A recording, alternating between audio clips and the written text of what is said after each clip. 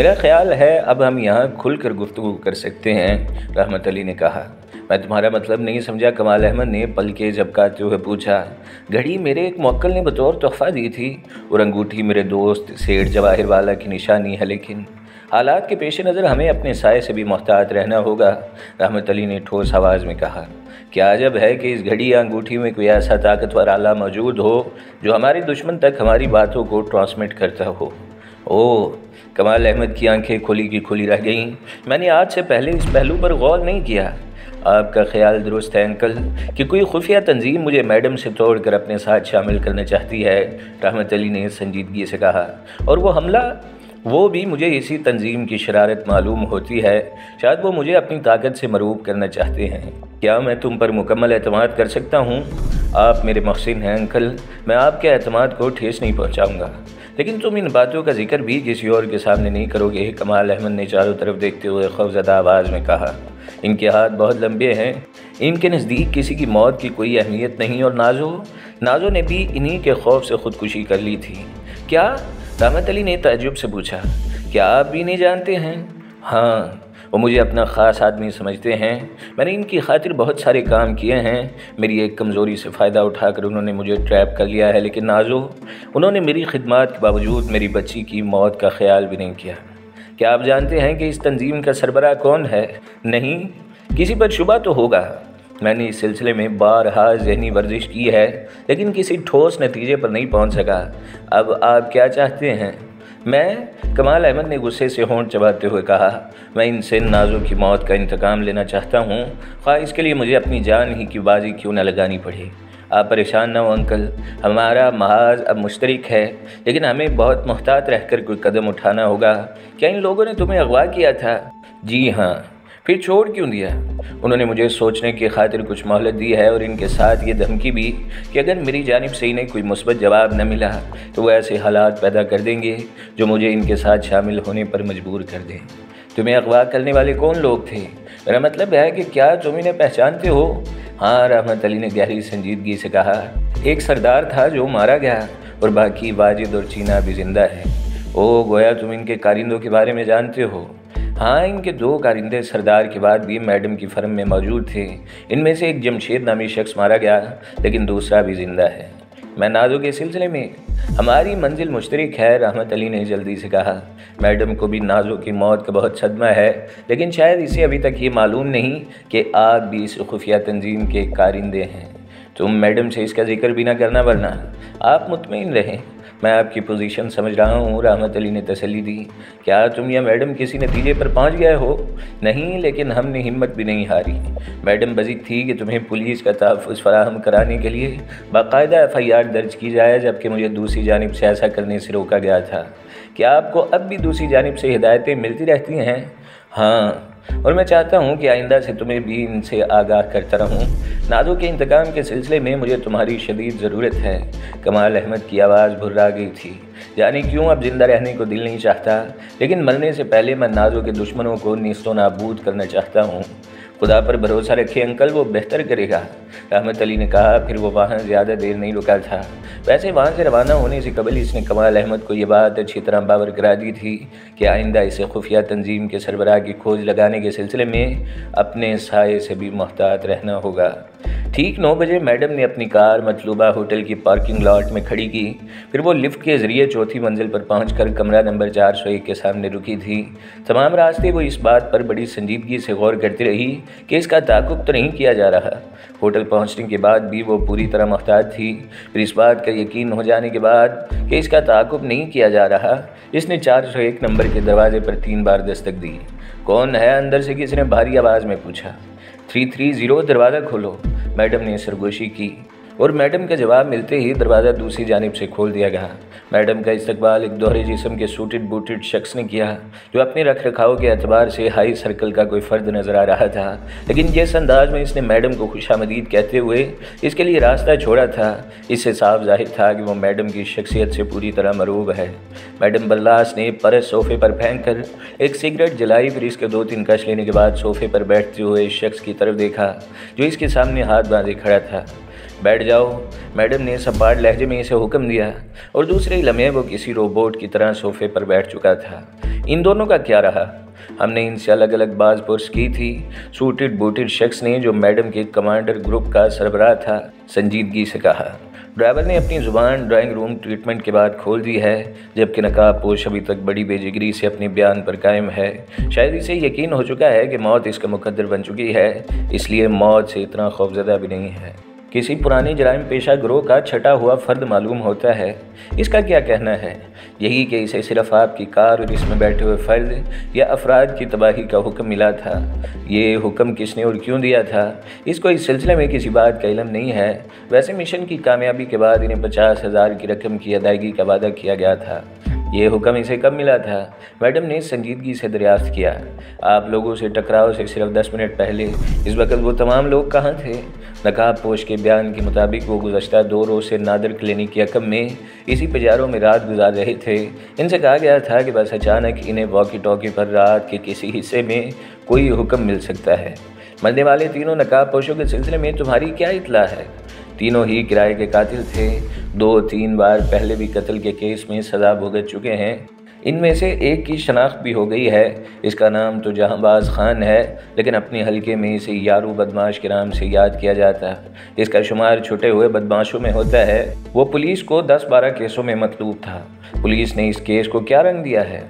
कातिलों की मौत के बाद और इनकी शनाख्त हो जाने पर इसे डाकुओं के दरमियान होने वाला टकराव करार दिया गया है। ड्राइवर का क्या बयान है? इसने थोड़े टॉर्चर के बाद अपनी ज़ुबान खोल दी है। मैंने इसका बयान दरियाफ्त किया था, मैडम ने तेज़ी से कहा। अब वो सेठ जवाहिर वाला का नाम ले रहा है। क्या मतलब? मैडम चौंक उठी।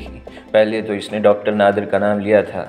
जी हाँ, इसे ऊपर से यही हुक्म मिला था कि पकड़े जाने की सूरत में डॉक्टर नादिर ही का नाम लिया जाए। कमांडो सरदार ने मुअद्दबाना जवाब दिया। इस बात के लिए इसे अलग से रकम मिली थी। कितनी? 10,000। क्या ज़रूरी है कि वो सच बोल रहा हो? मैडम ने सिगरेट को एस्ट्रे में रगड़ कर बुझाते हुए पूछा। तुमने कोई तस्दीक की? जी हाँ, मैंने बतौर ख़ास इस पजारों के बारे में मालूमात हासिल की हैं। सेठ जवाहिर वाला के नाम पर ये रजिस्टर्ड की गई है। अलबत्ता 2 रोज़ पेशतर सेठ जवाहिर वाला ने अपनी पजारों की गुमशुदगी की रिपोर्ट कराई है, जो पुलिस थाने के रिकॉर्ड पर मौजूद है। गाड़ी की नंबर प्लेट? ड्राइवर ने बताया है कि वो इसे फर्जी नंबरों से चला रहा था। पकड़े जाने की सूरत में क्या अब भी वो सेठ जवाहिर वाला का दफा कर सकता है? मेरा मतलब ये है कि इसने डॉक्टर नादिर का नाम लेकर गलत बयानी क्यों की थी? इसको इस सिलसिले में यही हुक्म मिला था कि वो अपने बयान को भी नकाबपोशों की तरफ से की जाने वाली सख्ती और जान से मार देने वाली धमकी से मंसूब कर दे। क्या वो पुलिस के सामने ये बयान देने पर आमादा है? क्या ये सब कुछ इसने सेठ जवाहिर वाला की हिदायत पर किया था? जी हाँ, इसलिए कि वो 3 बच्चों का बाप है और इनके लिए ज़िंदा रहना चाहता है। तुम्हारी इस इत्तला ने मुझे नई उलझन में डाल दिया है। मैडम ने संजीदगी से कुछ सोचते हुए कहा। कोई ख़ास बात? डॉक्टर नादिर का नाम सामने आ जाने के बाद ही मैं समझ रही थी कि मुझे अपनी मंजिल का सुराग मिल गया है। हो सकता है कि डॉक्टर नादिर को मुलव्वस करने की खातिर ही ये तमाम ड्रामा रचाया गया हो। कमांडर सरदार ने कहा। पुलिस के हाथों पकड़े जाने की सूरत में भी ड्राइवर जल्दी ही सारी असलियत उगल देता। वो कमज़ोर दिल का वाक़या हुआ है और माल 10,000 की लालच में आ गया था। ये भी मुमकिन है कि वो इस तमाम ड्रामे को सेठ जवाहिर वाला और डॉक्टर नादिर की मिली भगत समझ रहा हो, इससे कि वो दोनों एक दूसरे के गहरे वाकफकार भी हैं। हो सकता है, मैडम ने खिला में घूरते हुए कहा, लेकिन ये सब कुछ नादिर क्लिनिक की तबाही के बाद ही क्यों किया गया? इसे जवाबी कार्रवाई के पेश नज़र एक सोची समझी इंतकामी कार्रवाई भी समझा जा सकता है। इस तरह डॉक्टर नादिर की शख्सियत पहले नंबर पर उभर कर सामने आ सकती है, मगर इसका भांडा बाद में भी फूट सकता था। मैडम पुरख्याल लहजे में बोली, ज़ाती ये मेरा ख्याल है। हालात, वाक़यात और ड्राइवर के बयान के पेश नज़र सेठ जवाहिर वाला की पोजीशन ज़्यादा मशकूक नज़र आती है। कमांडो सरदार ने थोड़े तवक्कुफ़ से कहा। डॉक्टर नादिर जैसे एक करोड़पति आदमी से ये तवक्को नहीं की जा सकती कि वो एक छोटे से नुकसान के लिए इतनी तेज़ी से इतना बड़ा कदम उठा सकता है। यही बात सेठ जवाहिर वाला के सिलसिले में भी सोची जा सकती है। मैडम ने जिरा की। हो सकता है कि वो किसी ख़ास वजह से डॉक्टर नादिर की पोजीशन ख़राब करना चाहता हो। कमांडो सरदार ने कहा। जमशेद के सिलसिले में भी इसी ने आपसे सिफारिश की थी। ठीक है, अब हमारे सामने बहरहाल 2 नाम हैं और इन दोनों में से एक हमारा मतलूबा शख्स है। आपका इशारा हो तो दोनों को ठिकाने लगा दिया जाए। कमांडो सरदार ने सर्द आवाज़ में कहा। नहीं, इतनी जल्दी की ज़रूरत नहीं। मेरे लिए कोई और ख़ास हुक्म?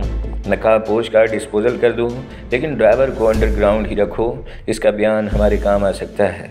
ओके, आइंदा से मुझे 330 ही की फ्रीक्वेंसी पर कॉल करना, मैडम ने उठते हुए कहा। फिर पॉकेट रेडियो नुमा एक ट्रांसमीटर इसके हवाले करते हुए बोली, मैंने ये बिल्कुल नया लिया है, इसकी फ्रीक्वेंसी भी कोड नंबर ही पर सेट कराई गई है, लेकिन इसका इस्तेमाल तुम ख़ास मौक़ों पर ही करोगे। फिर मैडम ने इसको नए ट्रांसमीटर के मैकेनिज़्म से आगाह किया और वापस लौट गई। वापसी के वक़्त भी इसने इस बात का ख्याल रखा था कि कहीं इसका ताक़ुब तो नहीं किया जा रहा। घर पहुँचते पहुँचते मैडम के जहन में सेठ जवाहिर वाला का नाम सरे फहरिस्त था, इसलिए कि वो डॉक्टर नादर के बारे में एक बात बखूबी जानती थी कि इसकी बेटी गज़ाला का अगवा किया जा चुका था, जिसकी वापसी के लिए डॉक्टर को अपनी तिजोरी का खासा बड़ा बोझ हल्का करना पड़ा था। अगर वो ख़ुद ही सरबराह होता तो फिर इसे भला अपनी बेटी को अगवा कराने की क्या ज़रूरत पेश आ गई थी। फ़ोन की दूसरी घंटी पर रहमत अली ने रिसीवर उठा लिया। इस वक्त सुबह के तकरीबन 9 बजे का अमल था। दफ्तर जाने के लिए तैयार हो रहा था। हेलो, इसने रिसीवर कान से लगाकर माउथ पीस में कहा। मुझे यकीन था कि तुम इस वक्त घर पर ही होगे। दूसरी जानिब से खुफिया तंजीम के बॉस की बुर्राई हुई आवाज़ सुनाई दी। तुम? रहमत अली ने मुख्तार लहजे में कहा। इस वक्त घर पर फ़ोन करने का मकसद? तुम शायद भूल रहे हो कि मैंने तुम्हें एक फ़ैसला करने की खातिर कुछ मोहलत देने का वादा किया था। याद है मुझे। फिर किस नतीजे पर पहुँचे हो? अभी तक मैंने कोई फ़ैसला नहीं किया, रहमत अली सपाट लहजे में बोला। तुम्हारा बेजिगरी से ये जवाब देना मुझे पसंद आया। मैंने इसलिए कुछ समझ कर ही तुम्हारा इंतखाब किया है। क्या तुम अपना फ़ैसला बदल नहीं सकते? मैं समझा नहीं। मेरे अलावा इस दुनिया में और भी बड़े दिल वाले और एक से एक निडर और बेखौफ लोग मौजूद हैं। यकीनन होंगे, लेकिन तुम मेरा पहला इंतखाब हो। चाहते क्या हो? रहमत अली ने झिल्ला कर दरियाफ्त किया। तुम्हारा जवाब? फ़ैसले के सिलसिले में दूसरी जानिब से लापरवाही का मुजाहिरा किया गया। अगर मैं तुम्हारी बात मानने से इनकार कर दूं तो? ये सवाल तुमने पहले भी किया था और शायद मैं इसका जवाब दे भी चुका हूँ। एक बात को बार बार दोहराना मुझे पसंद नहीं है। इस बार बेरुखी से कहा गया। तुम मुझसे क्या खिदमत लेना चाहते हो? रहमत अली ने अपने गुस्से पर काबू पाते हुए दरियाफ्त किया। इसका जवाब मैं तुम्हारा फ़ैसला सुनने के बाद दूंगा। मुमकिन है तुम्हें कुछ अरसे तक कुछ भी ना करना पड़े, और यह भी मुमकिन है कि मैं जो पहली मुहिम तुम्हारे सुपुर्द करूं वही तुम्हारी ज़िंदगी की आखिरी मुहिम साबित हो। सब कुछ हालात पर मुनहसिर है। कबल इस वक्त कुछ भी नहीं कहा जा सकता। क्या तुम बता सकते हो कि अगले ही लम्हे क्या कुछ होने वाला है? इस बार दूसरी जानिब से इंतहाई पुरस्कार और मायने खेज़ लहजे में कहा गया। अगर मैं तुमसे कुछ दिनों की मोहलत और तलब करूं तो मैं तुम्हारी दरख्वास्त पर गौर कर सकता हूं, लेकिन एक शर्त पर। वो क्या? तुम हमाकते करना छोड़ दो। मेरी तलाश में तुम्हें मौत या फिर अजियतनाक लम्हों के सिवा और कुछ हासिल नहीं होगा, सर्द लहजे में कहा गया। बोलो, तुम मुझसे कितनी मोहलत की दरख्वास्त कर रहे हो? सिर्फ 1 माह की। बहुत ज़्यादा है। मैं तुम्हें महज 15 दिन की मोहलत और दे रहा हूँ। इसे आखिरी रियायत समझना। इसके बाद जो कुछ होगा इसकी ज़िम्मेदारी मेरे ऊपर नहीं होगी। ठीक है, मैं 15 दिन के अंदर अंदर कोई फ़ैसला कर लूँगा, रहमत अली ने दांत पीसते हुए जवाब दिया। वेरी गुड, मुझे तुमसे इसी जवाब की तवक्का थी, लेकिन एक बात मैं तुम्हें और बावर करवाना चाहता हूँ। वो क्या? मैडम बर्लास को भी समझाना कि वो अपनी औकात से तजावुज़ करने की कोशिश न करे, वरना इसे पछताना पड़ेगा। ये बात तुम बराह रास्त भी मैडम से कर सकते हो। मैंने तुम्हें इसलिए तरजीह दी है कि तुम इसके ज़्यादा करीब हो। Wait is all. दूसरी जानिब से सिलसिला मुनक़ता कर दिया गया। रहमत अली का चेहरा गुस्से से सुर्ख हो रहा था। अच्छा ही हुआ जो इस वक्त अज़रा इसके करीब ही नहीं थी, वरना सवालात की बौछार कर देती। फिर वो सर झटक कर बाहर जाने के इरादे से उठा ही था कि फ़ोन की घंटी दोबारा बजी। हेलो, इसने रिसीवर उठाकर गुर्राते हुए कहा। मैं मैडम साहिबा का मुलाजिम बोल रहा हूँ, जनाब सादिक। दूसरी जानिब से बौखलाए हुए लहजे में कहा गया। कहो, क्या बात है? मैडम साहिबा पर कुछ देर पहले कातिलाना हमला हुआ है साहिब। इन्हें सब लोग अस्पताल ले गए हैं। इसने अस्पताल का नाम बताया। क्या हमलावरों में से कोई पकड़ा गया है? नहीं, हम मैडम साहिबा की चीख सुनकर इनकी ख्वाबगाह में दाखिल हुए थे, सादिक ने बदस्तूर बौखलाए हुए लहजे में कहा। इस वक्त मैडम साहिबा खून में लथपथ थीं और पिछली खिड़की जिसे वो हमेशा बंद रखती थी चौपट थी। क्या पुलिस को रिपोर्ट दी गई? जी साहब, मैंने फ़ोन की किताब देखने के बाद एसपी रहमान को फ़ोन पर इतला दी थी। आप जल्दी पहुँचिए साहब। ठीक है, मैं अस्पताल जा रहा हूँ, लेकिन तुम पुलिस वालों को गोल मोल ही जवाब देना।